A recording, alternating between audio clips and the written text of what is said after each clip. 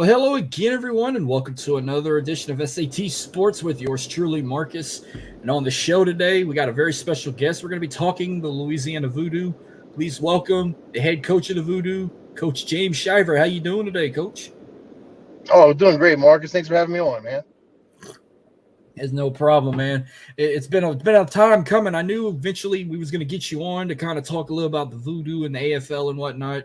But it took a little while. But hey, we got it done. I know it's been graduation season all around the state, and I know we had plans to be on last week, but I think you said your daughter just graduated from St. Ed, so I pushed it a week back just to kind of get the whole shenanigans of you know how graduations can be. It's like a lot of Oh, planning yeah, and man.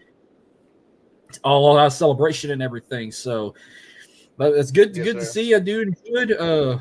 Before we get to all that AFL talk, I just let the listeners that are tuning in, tell them a little bit about yourself. You're very well known in Eunice for the St. Ed for those fighting Blue Jays. To how long you've been coaching there, or been a Yeah. big supporter, or were you alumnus over there? So I am. I'm an alumni. I graduated in 1994. And then I kind of went on and did my thing. I went to UL and played football at UL. Lafayette. Back then it was USL. We were the Raging Cajuns still. Played with Jake Delhomme and Brandon Stokely and a really good group of guys, man. Well, I kind of messed up my grades, and after about 3 years there, I got into indoor football, and I played for a few years of indoor football, and then I became a coach. Bob Malfus, I don't know if you know Coach Bob Malfus from the Alexandria area. He gave me my first coaching job as a offensive coordinator in the National Indoor Football League. That's how long ago it was, in about 2000. And then the next year I got a job with a guy named Kip Tejada in Lake Charles, and I was a offensive coordinator for the Land Sharks for 4 years, and then I got my own break. I got a break in 2005. I was the head coach of the Montgomery Maulers in the NIFL, and I moved to Montgomery, Alabama, and had a blast. Made some contacts there, and had a real good time. Had a good season too. We went to the conference finals, and we were 9-6 that year, counting the playoffs and everything. And actually, no, we were 10-6. We were 9-5 during the regular season, and we were 1-1 in the playoffs. Beat Miami and lost to Rome, which was Atlanta area. There's a city called Rome. We lost to them in the actual semifinals of the league, but it was the conference finals.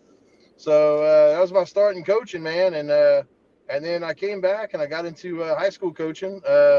And I have four daughters. And all my kids ended up going to Sacred Heart in Ville Platte, which is our rival school from St. Ed's. And I actually coached at Mm-hmm. Sacred Heart for a while. And then I ended up in about 6 years ago.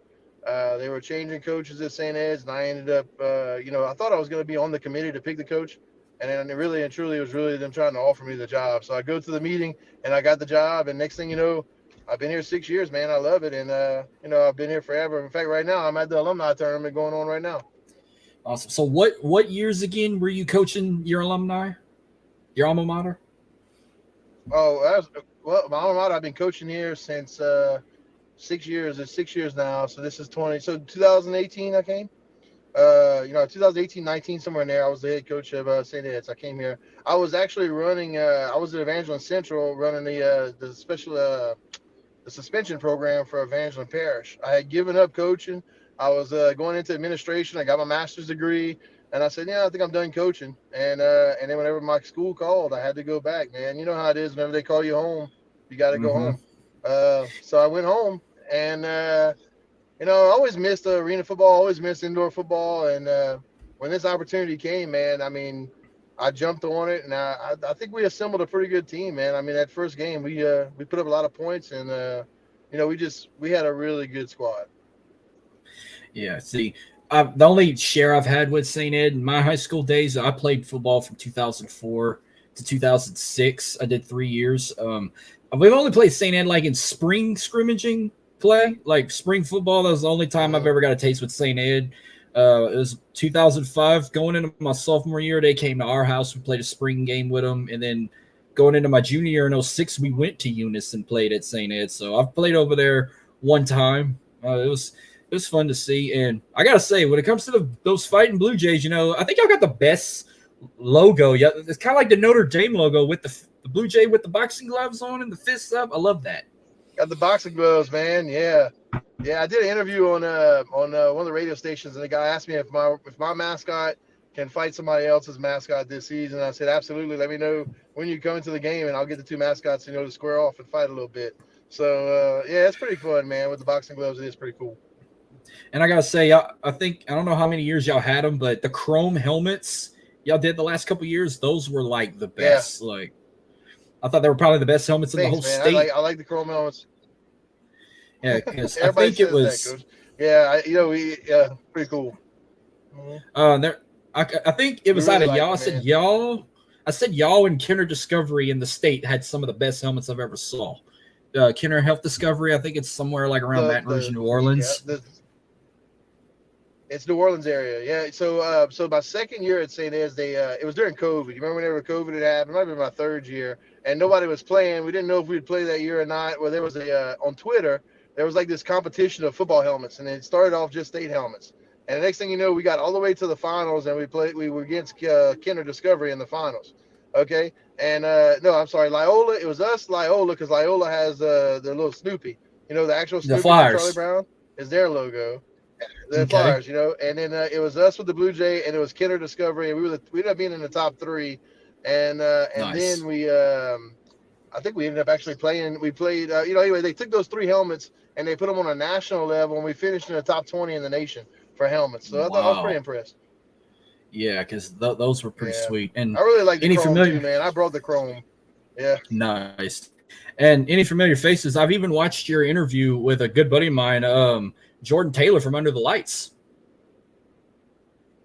Yeah, Taylor's a good guy. Jordan's awesome, man. He does a lot of good stuff with high school football in the area. Got to be really, really close to him. He comes to a couple of our games every year. He does a good job, man. He goes out to all the high schools, and I really like Jordan. He does a lot of good things for the kids. Yeah, I came on his show one time. I think I pulled a Lee Corso and brought the mascot head whenever I picked Lake Arthur against Pickering for our homecoming game, and pulled a Lee Corso and put the headgear on the air, and everyone got a kick out of it. And he covered, I think, one or two Lake Arthur games all the years he's done it. So yeah, if I go back on next year, I might have to do it again. It depends who we're playing, if we got a better chance of winning. But yeah, we already got some comments coming in. We got one right here.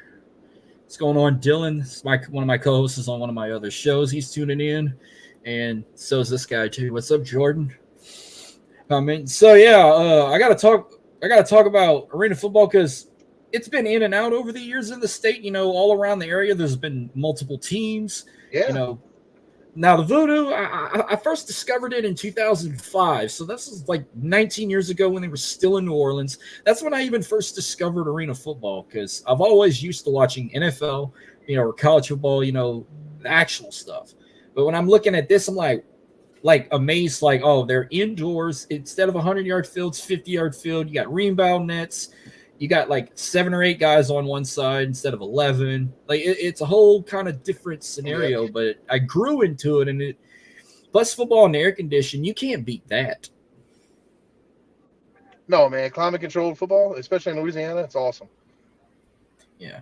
Well, I think it was around the summertime last year when they announced that the AFL, the Arena Football League, was coming back, and they were bringing a team in Louisiana, and I had a feeling, it's got to be the Voodoo. You can't just change a whole nother perspective, or unless you want to take like another team that we've had like in a whole nother league. But then they announced it, I think it was in November. They said the Voodoo's coming back, but we're going to move them to Lake Charles. And where I'm at, I'm kind of like on that Lafayette Lake Charles border. So I'm about maybe 30 miles, less than 30 minutes away from Lake Charles. And I'm about 45 minutes away from Lafayette, about 5 miles more. So it's about the same distance for me.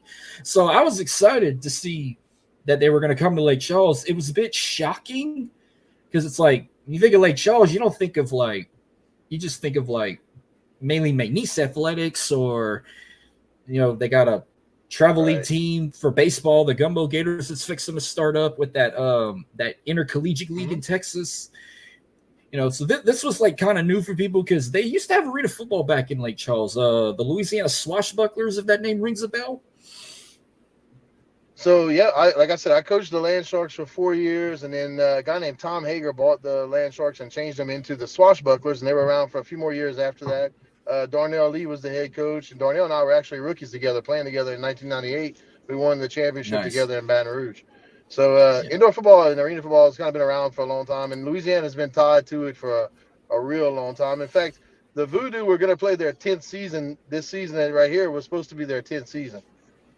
Yeah. But then there was some like mix up with the AFL, and then it was like the week before the first game with the Soul, they immediately announced that they were relocating to Lafayette, which to me it was kind of I was excited about it, but I was kind of shocked and sad at the same time. I was sad for the city of Lake Charles, but for me it's like, oh, this ain't no problem.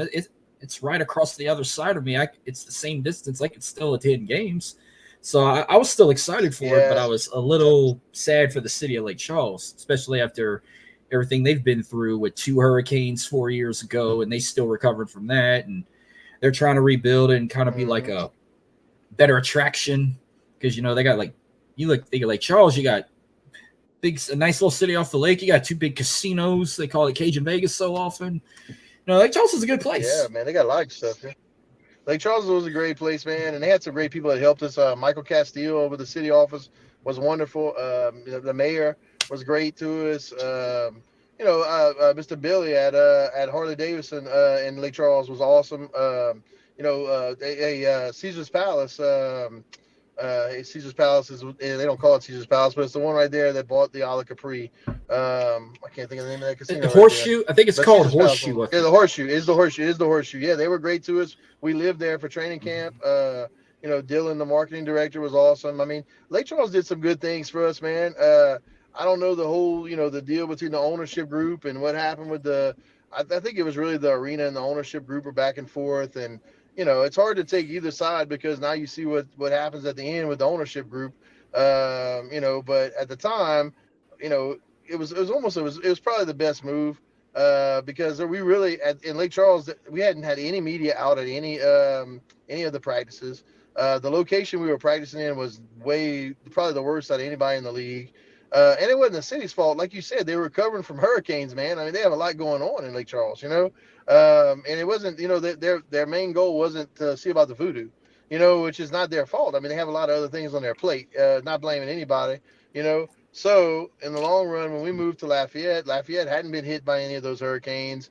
Obviously, they were at every practice. Was the TV stations and the radio stations were calling every day, and it was great, man. I mean, we had about 2,000 or so fans for that first game, which is not great. We didn't hit it out of the park, but if you think about it, they had the Festival International that weekend. They had, Oh, yeah. the UL had a home series with somebody that weekend, plus the spring game for Yeah. UL was that weekend. So, I mean, there was a lot going on that weekend, and we moved in 1 week without any advertising and still had 2,000 people. I personally believe we would have sold out the Black Coliseum the next game. Yeah, I was there for that game.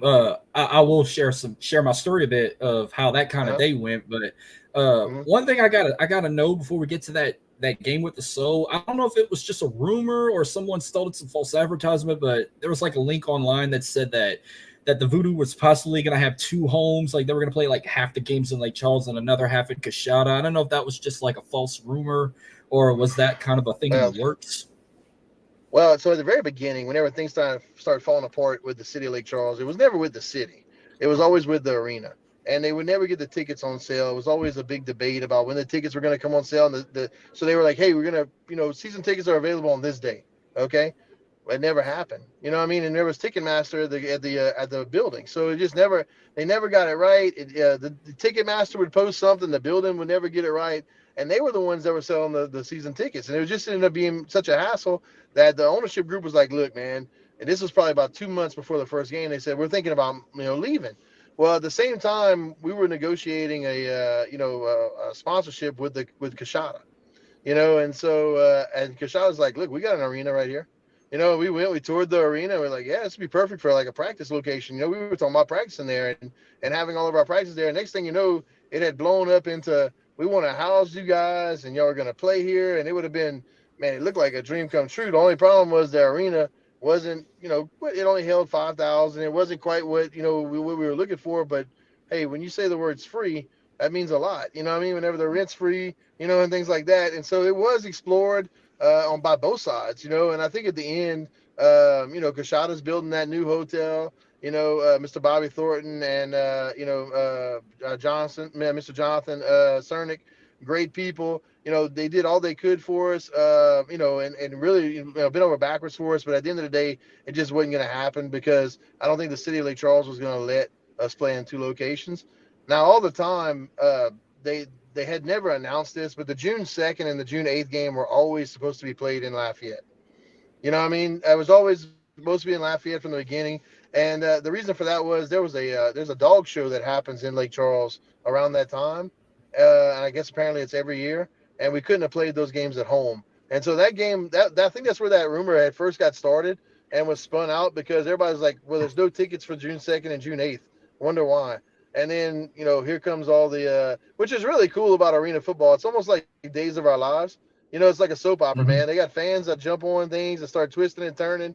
And next thing you know, I was waiting for them to say we were moving to Alaska or something, on the internet, but it never came out. In fact, I told the team one day, I said, if you listen to everything you watch on the internet, I'm dating a French model, kind of like the commercial from State Farm, You can't believe everything on the internet these days. You can't. Exactly, man. But it was, I can't lie to you, it was cool. The Coshada would have been great. And I think, if the building would have been a little taller, a little bit better, it would have been really great. I think we would have been there. So anyway, that's just kind of what happened. I believe, another time, another place. If they would have bet Coshada 6 months earlier, they would have played at Coshada, I believe. Yeah. So I think like the scheduling came out, I think around February, but I think it went until March. The website was finally up, and then you could go online and buy tickets. But I go to Ticketmaster, I'm seeing the prices. I'm like, okay, perfect. I'm gonna get season tickets with these prices. But I always had trouble trying to get season tickets. Like single games, it was like, okay, ready to check out whatnot. Well, then it got to the point when it moved. I was like, okay, thank God I didn't do this online on Ticketmaster. Because I probably would have had a rage if I bought all these tickets and didn't think I was going to be able to use them like in Lafayette. So it was so nuts, man. It was so nuts. Even our own team, some of their families had bought tickets through Ticketmaster, and it was like the biggest debacle, man. In fact, we took the tickets at the first game in Lafayette. If you did have your tickets from Ticketmaster from Lake Charles, we took them at the first game because it was just such a deal for people to get their money back. And I saw something the other day where people were just starting to get their money back. So just saying, I mean, that was nuts. I'm gonna tell you this, Marcus. The biggest problem with our team was this year was there was just no front office people, man. I mean, the people spent all the money on the football, on the football side of the business. But I think at the end of the day, the ownership group has got to realize that your actual business is entertainment more than anything. And so they didn't realize that, man. I mean, we had a loaded team. They hired me. They said, go put out the best team we could. And we had players, man. I mean, we had Eric McIntosh is going in the Arena Football Hall of Fame. We had Thyron Lewis is going in the Arena Football Hall of Fame. We had Chase Forcade, who is 3-time All Southland Conference. Andre Sells, his dad played loaded, man. Yeah, his uncle. His uncle played for the Saints. His uncle played for the Saints. He was our offensive coordinator. Lance. Yeah. I mean, look at our coaching staff, man. We had Gabe Northern, who was one of the best pass rushers all time in LSU history. We had, we had Mike Lewis on the staff. I mean, we had Damon Mason on the staff. I mean, we had 4 NFL players on our coaching staff. I mean, we just had everything was loaded, man. The football side was great. The front office was terrible, and they just never got it going. And I think that was 90% of our demise. Yeah, like it was good seeing Andre Sell again because I saw him play in Death Valley a few times. I got to meet Trey Guano, who I'm friends with on Facebook. I got to meet Sheldon Augustine, Devin Glenn, Coven Bailey. I've met Torres Boyd. I met quite a bit of those guys after that game. But see, Torrey Boyd's playing in Orlando right now, man. Torrey Boyd's in Orlando. He called me 2 weeks ago whenever he was leaving. Nice. So he's with the the Predators. He's with the Orlando Predators. Yeah. Nice. Yeah. So whenever I saw that they were transferring to Lafayette and I saw that tickets were going to be like $5 or $10, I said, okay, I'm going to just buy them at the game because I knew y'all were going to have like some good attendance, but I figured like people were still upset and didn't want to make the travel. And then they had the International Festival. The Raging Cajuns had baseball that day because they brought the UL student section to the game to kind of give y'all like a whole roaring section.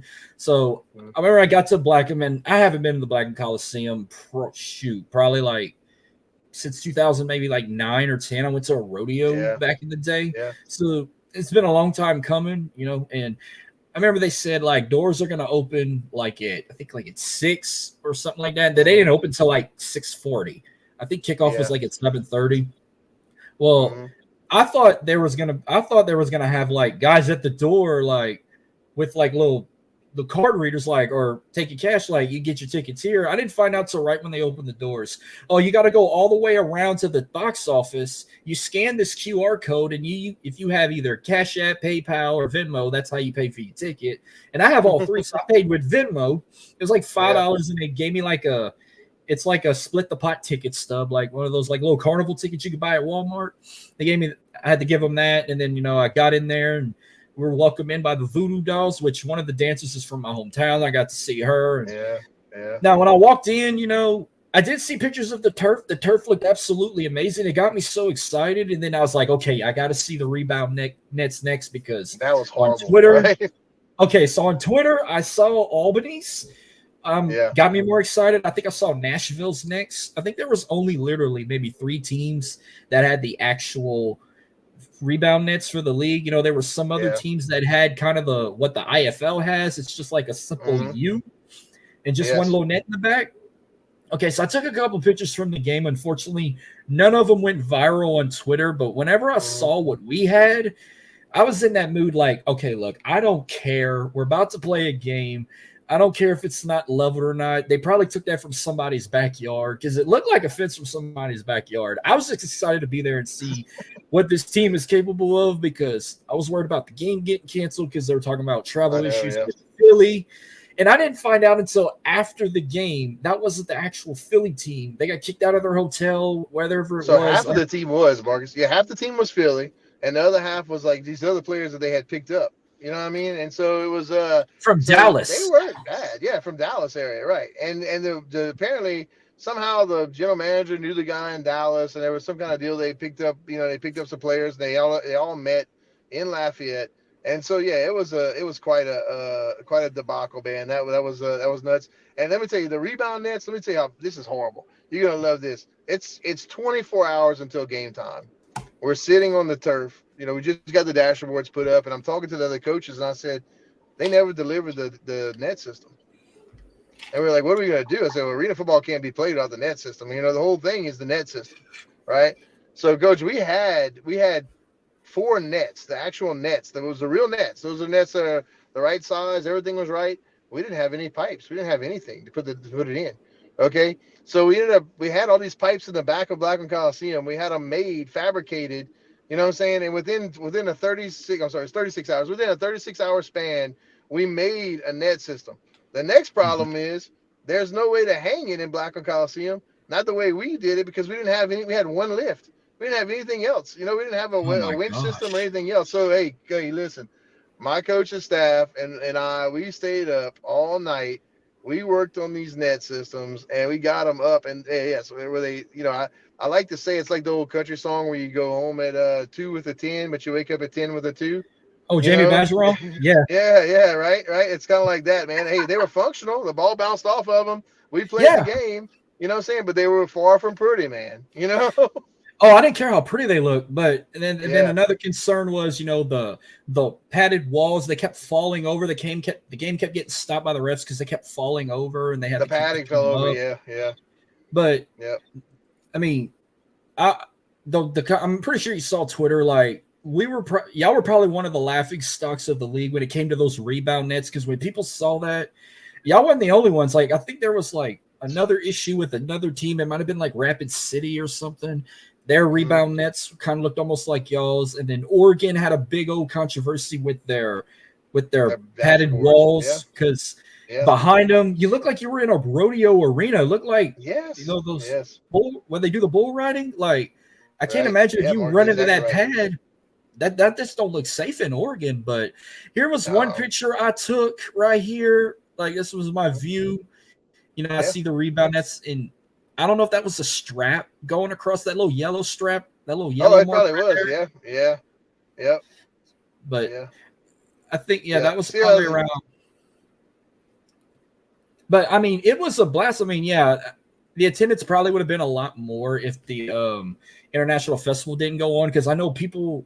I follow that. I think it's Voodoo Magic, one of those group Yeah, yeah. pages. I'm on Fan there. page. Yeah. It's a Hmm. fan page, and I've seen people like talk about that, and then we were excited, like even like during like halftime and stuff, which that was an amazing halftime show. They had that little flag football game with those two Yeah. like Lafayette teams. I think one was from Youngsville. That was Hmm. entertaining. But I think another concern I had was like I was so excited to finally get there because I didn't have the nerve to go to Lake Charles at the time. Outfitters Inc. had the merchandise for the team, and I Hmm. should have got it right when it happened. And I'm so confident, like, oh, I'm gonna wait till after the first game to go pick some up, because when y'all relocated, I looked on their website, it was all taken off. But I actually know some of the people that own the place. I texted them up. I said, "Hey, do y'all still have any voodoo gear?" They're like, "Yeah, what do you need?" I'm like, "Well, I want the hat for sure. I'm in love with that hat they had online." And I said, Yeah, "Whatever that's a nice shirt hat. I y'all got got." that same hat, Marcus. Yeah. Yep. I had that purple shirt. That's what I Hmm. had. And then whenever I didn't see no merchandise, I went online. I went on the AFL website and bought this shirt right here. It took about 4 weeks to come in. I'm not gonna lie to you, Coach. As soon as I like proceeded with typing my credit card info and all that, then the guy gets on the intercom. We officially have merchandise. I'm like, are you kidding me? So I raced down there, but unfortunately, I can't fit an extra large. I talked to the guy at the table. All they had was extra large shirts, and those are those Yeah. black shirts. They had this logo, and then like on the top, it's Yeah. got like Louisiana Voodoo football. I think the whole Raging Yeah. Cajun student section bought them all, but Yeah. they were fun to have. They made it entertaining. Like Yeah. even cheering for like the you can call them the Dallas players or the Soul players. Like even Yeah. despite how bad they lost, they still had fun and like they were entertaining even during Yeah. timeouts. Like just dancing. They had an outstanding DJ that played great music the Yeah. whole game, so it was a fun Yeah. vibe. After the game was over, I had so much fun, and I'm like, I'm looking forward to the next one. I'm gonna definitely go to the next one, and then that's when everything just kind of started crumbling down. Issue with the Georgia team with the travel issues, and then weeks go by, games getting canceled because players are not getting paid, coaches not getting paid. There's travel issues, people getting kicked out of hotels, not Hmm. getting insurance. It's like all sorts of nonsense. And the at the time, the commissioner Lee Hutton was just like the biggest letdown of the league, and everybody like Yes. it's like where in the world is Carmen San Diego? It's like where in the world is Lee Hutton? Like why is he not? Why is he framing everybody? Is he scamming the league? Is he? Why is he not paying these players and coaches? Like, and he don't answer nothing. Like you Still to that's this day, not a Marcus, good I haven't sign. talked to him. Right.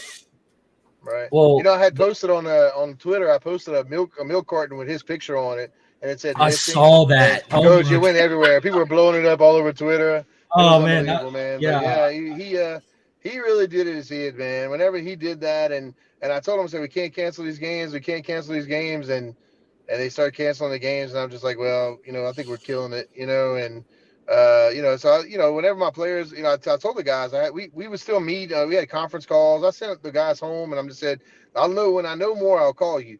And we would do conference calls every day at like 6 o'clock. And finally, I told the guys, I said, if you were my sons, I would tell you to sign with anybody you can sign with, because I don't know what's going to happen tomorrow. And so Tori ended up going to Colorado. Kerry Starks went to Salina, Kansas. Eric McIntosh in Salina, Kansas, and Cody called me today. Our kicker Cody Mandel, he's going to Salina, Kansas. Dude, the next week after we didn't play, Albany was calling our players. I mean, so our guys all had chances, and then I think Andre went back to Tulsa and played in Tulsa. Brian Smith went to Tulsa. I mean, so our guys are all over the place, man.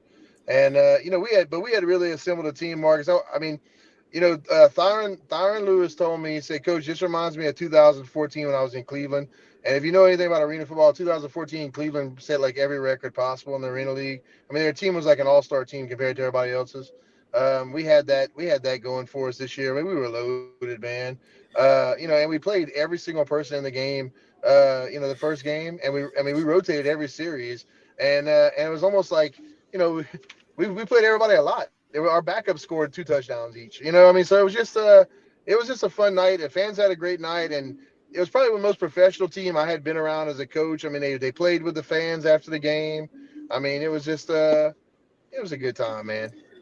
Like it was better than what I expected. Like I didn't because I like the history of the Philadelphia Soul. Like they were once a franchise team back in the day. They've had championships, and I'm thinking, oh, this would be a perfect matchup, despite like what they bring to the table. And but I didn't expect it to be this big of a blowout, which I definitely enjoyed it. And I was just like, man, Mhm. I thought we were gonna have like a hell of a like tight game, and we would still pick up the win. I didn't think it was gonna be so lopsided, but I get why they did it. But it was still entertaining to watch, and I was so looking forward to the next one. And then with all that going on, but the good news is Lee Hutton's out. They ended up getting Jeff Fisher Yes. in, former Titans coach, but it didn't really go the way we thought it was. Which I did manage to post the letter up, and I saw that they were only keeping 10 teams. They started with 16 teams. Like I think it was Iowa that was the first to fold. Then it was Georgia, then Philly, then it was Minnesota, and then the other two were going to be the Voodoo and the Black Bears. But I think Oregon is back playing, or they're just going to play So here's what happened, again. Marks. Yeah, well, last week on Friday, I get a phone call from Jerry Kurz, who used to be the commissioner of the Arena Football League, and now he's working with the Arena Football League. Okay, and he's like, "Look, if you're investors, because right away after that game, I had local investors calling me, like three different sets of local investors. Let's save the team. I don't care about the league. If it's a league problem, we'll go to another league. We had a blast at the game. We want to invest in the team.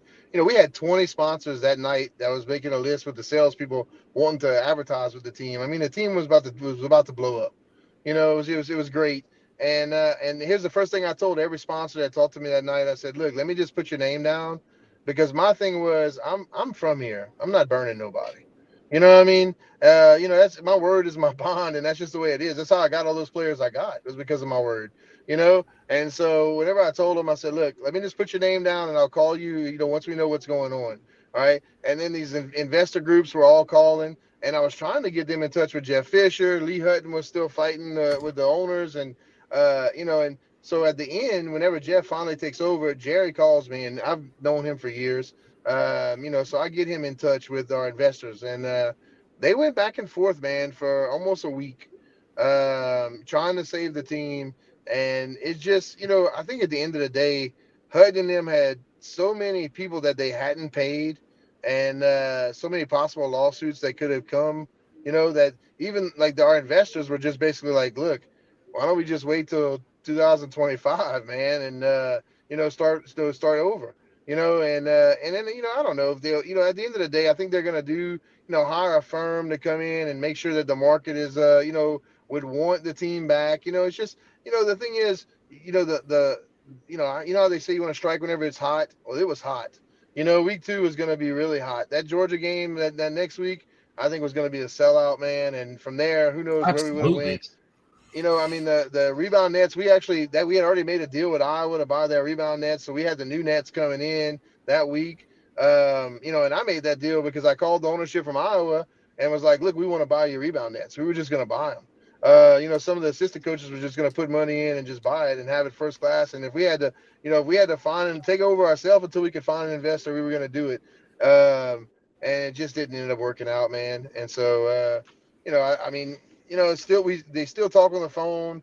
I think it's still something that's they want to do, but it's just legally at the end of the day, you know how the law works. There's so many things you have to dot every I and cross every T, and I don't know what's going to happen. Yeah, because I was gonna say I don't know what the future would hold, but if there's a chance if the team could come back like in 2025, do you see them coming back to this league or possibly jump ship to maybe the IFL or like if they still have the NAL? Well, so I did speak to Dwayne from UL and Lauren from UL. That's the people that run the Black Coliseum, and actually I think Dwayne is either athletic director or assistant athletic director. I spoke to both of them on the phone, and the IFL had already called. Interested in the market. Yeah, I mean, that was one discussion we had was the IFL. A lot of people like the rebound nets, so man, I mean that's a big sell for arena football is the rebound nets, and the IFL don't use it.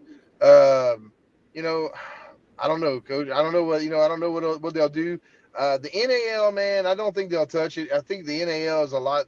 because here's the thing: even if your team is very successful and can be very successful, if the league is not, then it doesn't matter. You saw that this year. I mean, our team could have been very successful, but the league at the time, Lee Hutton just had it on. Just I don't know what he was doing. I mean, now there's accusations that he was embezzling money. I mean, they're looking into that. I mean, I'd be surprised at the end of the day if it's not a criminal what he was doing. Just saying, man. I think that the strength of the league is what they're looking for, and I don't know. I don't know if it'll go in the IFL. I don't know what they'll do. I don't know if they'll try to bring it back in the actual arena league. With Jeff Fisher, if they can pull off this season and have it all ready for 2025. I mean, there was already teams that were announcing. I mean, Chicago had already announced for 2025 with a strong ownership group. Monterrey, Mexico is already announcing for 2025 with a strong ownership group. If they could bring in the right investors and the right strength of the league, then I think the Arena Football League is the way to go. I mean, obviously that's the top tier. I mean, they pay the players more than anybody else, in indoor football. I But think will they do that? I don't know. I feel like Jeff Fisher could turn this league around and make it better like it used to be. But I mean, if you get that callback saying, we want you back in this league, yeah, absolutely. But like IFL would be a perfect fit too, because I watched the IFL a time or two. They got to deal with YouTube where you can stream all their games on YouTube anytime on demand, and they even got some former AFL teams in that league. The Jacksonville Sharks, the Iowa Barnstormers. I think Arizona had the Rattlers. Right, there's no Rattlers. Yeah, I mean, those are all. Barnstormers was hey, the quarterback. I can't remember. They made the movie about him. Everybody's the movie. Hey, the one that played for St. Louis. What's his name? I can't think of his name right now. Oh, Kirk Warner. Hall of Fame quarterback. Kurt Warner. Yeah, he played for the Iowa Barnstormers back in the day. So those are all franchises that were originally in the AFL. So yeah, I could see, I mean, the IFL is a great place. You got to think about this. They're doing it the right way because these were all the old arena team owners. You know what I mean? And they went to that league because that's all they had at the time. Yeah. So, I love watching the Vegas team. But if y'all get the deal to go to the IFL, I'll gladly just say, hey, Vegas, it's nice cheering for you. But if we got Voodoo coming in this league, I got to stick with them. If they stay in the AFL, I'll still cheer for y'all in the IFL. Yeah, I think they might win it this year, Vegas, man. They got a good team. Yeah, I just jumped ship with them because they have the same owner of the NHL hockey team in Vegas. Olsen is the owner of both teams, and he owns that minor league team, that other minor league team for hockey. They play in that same arena. So, yeah, it's very entertaining. Like I did watch like a couple weeks of whatever they had in the AFL. Like I had to watch it on my phone. Like you go on their website, you click that like link away game. Like I did watch other teams, I watched like the Salina Liberty. I watched Southwest Kansas play. I saw the Desert Hawks a game against Georgia. I watched a few games like after our game against the Soul. Like the next week or two, I like tuned into some other ones. Got a little taste of maybe not every team in the league, but like about a few others. So I was excited to see, but it just went in the wrong hands of somebody and it turned something good into bad. And like now they're trying to like turn it all around again. I mean, I hope Jeff Fisher can get it all situated and get everybody back on track. His name. I'm with you, Marcus. His name is the only thing that can really save it, man. I mean, because when he calls a press conference, people are going to listen. He's a Hall of Fame NFL coach, and he's going to do the right things. I mean, I've been around for a long time. Coaches, usually a successful coach, people listen to them. You know what I mean? And so I think that he has the best chance, to save the league. And I hope somebody does save it because there's a lot of history behind it, man. I mean, this was going to be Arena Bowl 33. I mean, it's been around, 33 different arena championship games. So, it's been around a long time. But I really hope he saves it, man. Yeah. Now, if any chance were y'all able to start playing again in the future, you think y'all would move to the Cajun Dome to continue that, or y'all just stick where y'all at in Blackman Coliseum, or maybe move to another city? And I've never. Well, I did speak to, like I said, Lauren and Dwayne, and that was never brought up. I mean, there was always, when we first moved, it was told to me by the league that if we would sell out the Blackman Coliseum, that we would move to the Cajun Dome. You know what I mean? I think it was you have to do this to get that kind of thing. Now I don't know, I don't know what the future would hold with if the team would come back. But I mean, obviously, Orlando plays in the Kia Center, which is only building comparable to the Cajun Dome. Cajun Dome is just as nice as the Kia Center. I mean, I would love to see that as a possibility. I mean, you know, I grew up. I'm gonna date myself a little bit in the '90s, whenever the ice skaters were there, and there were 13,000 people in the cage dome. You Yeah, know, me too. I you was know, so just season saying. I mean, ticket I'd love holder. to see that. Yeah. Yeah, we've done. Yeah, I've been to. I lost count of how many ice skater games I went to. We used to have season tickets when Logan used to own the team, and Mm-hmm. I did see like one arena football game there, like one time when they had the Wildcatters. I've seen the Yeah. Swashbucklers play them one time over there. So like, it's a lot. It's like the better arena for it, even if you don't sell it out. Like it's just like the right capacity, and you don't have to worry. I know the Blackham Coliseum's got a small roof. Like I think once or twice, maybe the football hit one of the lights and it was dangling, but Mm-hmm. nothing broke. Nobody got damaged. We still got to play the game despite the walls keep falling. But it was a fun experience, and I'm hoping like in the future we'll be able to see them on the field again. I I hope so too, guarantee man. it. I really do. Yeah. Well, this was great talking to you. Thank you again for coming on. I know you're celebrating you got alumni tournament going on, and y'all it's softball, right? Yeah, they're playing softball right now, man. They're having a home run derby right now as we speak. So. Nice. Well, thank you Mhm. again for coming on and having this conversation because you've answered the questions I've been waiting to find out these last few weeks with what the AFL is going to happen and whatnot, and with everything with Lee Hutton and the team and whatnot. But thank you again. But real quick before we go, let them know where they can find you on any social media.